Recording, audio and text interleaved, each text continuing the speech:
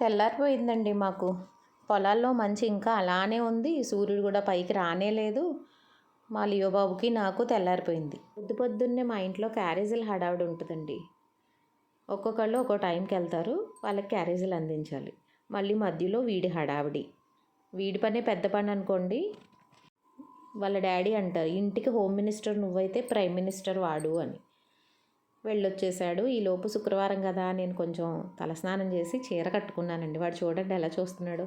ఓయమ్మ, మా అమ్మ చీర కట్టింది, ఎక్కడికో వెళ్తున్నట్టున్నాం, మనం లాంగ్ డ్రైవ్ వెళ్ళిపోతున్నాం అన్నట్టు నన్ను వదిలి కదిలితే ఒట్టండి నా వెనకాలే తిరుగుతున్నాడు. కుక్క పిల్లలా తిరుగుతున్నాడు అంటారు చూడండి, అలానే తిరుగుతున్నాడు. వెళ్ళరా బాబు అంటే కూడా వెళ్ళడంట.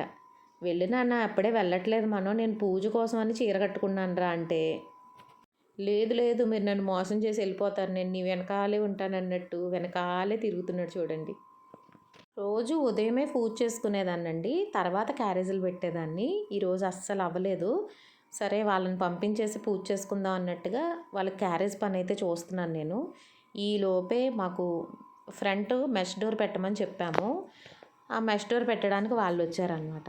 ఇంకా పూజ అంతా హడావిడిగా చేసుకోవాల్సి వచ్చింది. శుక్రవారం కొంచెం ఎక్కువసేపు ప్రశాంతంగా చేసుకుంటూ ఉంటాను. ఈరోజు అసలు కుదరలేదండి.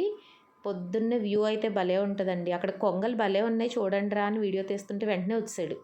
తీస్తే వీడియో నన్నే తీయాలి, ముద్దాడితే నన్నే ముద్దాడాలి, వేరే వాటిని ఎందుకు చూస్తున్నావు అన్నట్టుగా వచ్చాడు.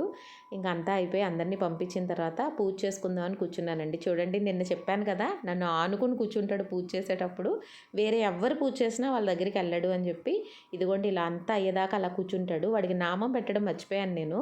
మధ్యలో గుర్తొచ్చి నామం పెట్టుకున్నా అన్న అని నామం పెట్టి పూజ అయితే కంప్లీట్ చేసుకున్నానండి. పూజ అయ్యేంతవరకు చూసారా, అది దాటి వెళ్ళడండి, అక్కడే కూర్చుంటాడు. కార్పెంటర్స్ వాళ్ళ పని అయితే వాళ్ళు చేసుకుంటున్నారండి. వీడికి ఇక్కడ ఆగట్లేదు అనమాట, ఎక్కడ కంగారు. నేను ఇప్పుడు వెళ్ళి వాళ్ళని ఏదో ఒకటి చేసేయాలి, వాళ్ళని బెదిరించేయాలన్నట్టు. వాళ్ళేమో భయపడిపోయి కట్టేయండి అని అంటున్నారు. అసలు కట్టమండి, మీకు ఇబ్బంది లేకుండా నేను లోపల తీసుకెళ్ళిపోతానులే అనేసి ఇంకా వాడిని లోపలికైతే తీసుకొచ్చాను. చూడండి, అబ్బే కుదరదంట, వాళ్ళు ఏదో చేసేస్తున్నారు, ఇప్పుడు నేను చూసేయాలి అని. యాక్చువల్గా వాళ్ళకి అలవాటే, వీడు అంత వర్క్ చేసినప్పుడు అది ఉండేవాడు. కానీ అందులో ఒక ఆయనకి భయం అనమాట డాగ్స్ అంటే. అందుకని ఆయన మరీ కంగారు పడిపోతున్నారని తీసుకొచ్చి లోపల పెట్టానని. మమ్మీ వాళ్ళు ఏదో చేసేస్తున్నారు మమ్మీ, నన్ను చూడని మమ్మీ, ఎందుకు మమ్మీ నా డ్యూటీ నన్ను చేయనివ్వవు అన్నట్టు నామాలు పెట్టుకుని అమాయకంగా చూస్తున్నాడు.